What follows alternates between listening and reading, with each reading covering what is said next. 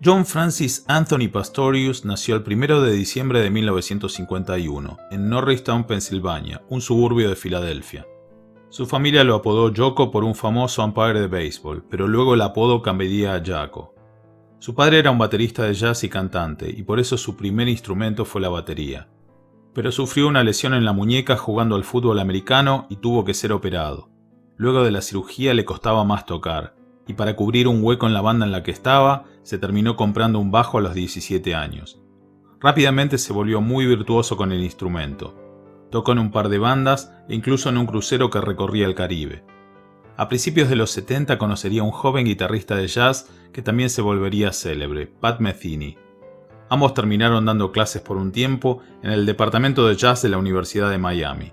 En 1974, Pastorius, Metheny y otro músico llamado Paul Bley grabaron un álbum titulado Jaco. En 1976 grabó un álbum solista llamado simplemente Jaco Pastorius. Un tiempo antes había concurrido a un concierto de una banda de jazz fusión, llamada Weather Report. Con una confianza que lo acompañaba siempre, se acercó al tecladista y líder Joe Zawinul luego de la función y se presentó diciendo: «Hola, soy John Francis Pastorius III, el mejor bajista del mundo». A Zawinul le cayó simpático el atrevimiento y le pidió un demo. Luego de escucharlo se dio cuenta de que Jaco tenía de verdad mucho talento. Quiso la suerte que en 1976 el bajista de Weather Report se fuera y Zawinul invitó a Jaco a unirse a la banda. Tocaría con el grupo hasta 1981, participando en varios álbumes, entre ellos el exitoso Heavy Weather, que fue disco de oro en 1977. Paralelamente, era sesionista y hacía giras con Joni Mitchell, muy exitosa en esos años. Weather Report fue una banda influyente sin ser un mega suceso comercial. Sin embargo, la influencia de Jaco como bajista sería tan o más grande que la de la banda. Hasta los años 70, los bajistas de jazz solían tocar el contrabajo y además eran figuras casi secundarias, permaneciendo en un segundo plano. Jaco tomó un papel protagónico, interactuaba con el público, bailaba y solía tocar descalzo y con el torso descubierto. Pero lo más revolucionario eran sus técnicas. Tocaba un bajo eléctrico y le quitó los trastes, creando el bajo fretless. Este invento no solo cambiaba el sonido, sino que también permitía experimentar nuevas formas de ejecutar. Muchos músicos argentinos fueron influenciados por él, entre ellos Pedro Aznar. Su estilo puede reconocerse en discos como La grasa de las capitales, de Serú Girán. De hecho, Pedro Aznar, Charly García y Jaco se conocerían en Río de Janeiro en 1979, mientras Serú Girán y Weather Report se alojaban en el mismo hotel Carioca. Un periodista los presentó y no tuvo mejor ocurrencia que decirle a Jaco que Aznar era el mejor bajista del mundo, algo que no le cayó nada bien. Sin embargo, Jaco los invitó a desayunar y ante la sorpresa de los argentinos se pidió una sopa y le agregó ajos y salsa tabasco. Charly García sería testigo y partícipe de los excesos de Jaco. Las anécdotas que contó no se pueden reproducir sin violar las normas de YouTube. Charly diría que Jaco fue el único músico que lo había puesto nervioso, justamente a él. Luego de un viaje en taxi, Jaco se ofendió cuando Aznar le preguntó si tocaba slap, que es golpear las cuerdas del bajo con el pulgar. Le contestó que esa técnica la había inventado él y se bajó dando un portazo. Pero a los pocos meses se volverían a encontrar en Buenos Aires y Jaco invitaría a Aznar a su habitación del Hotel Bowen para darle un par de lecciones.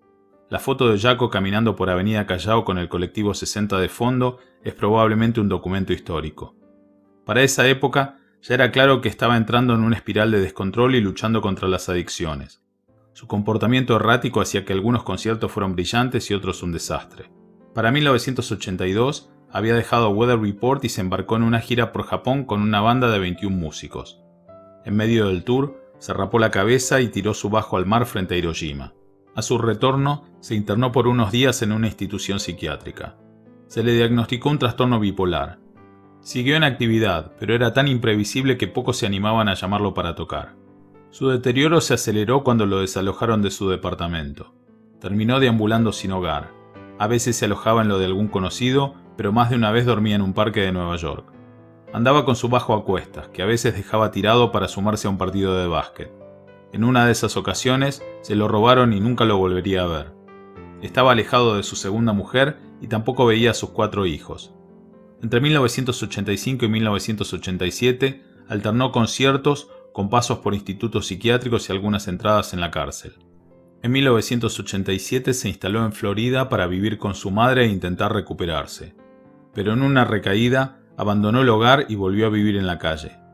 Cuando estaba ebrio solía provocar peleas en los bares y a veces salía lastimado. El 11 de septiembre de 1987 fue a un recital de Santana y se metió en el escenario mientras el bajista hacía un solo. Lo echaron y se fue a un bar.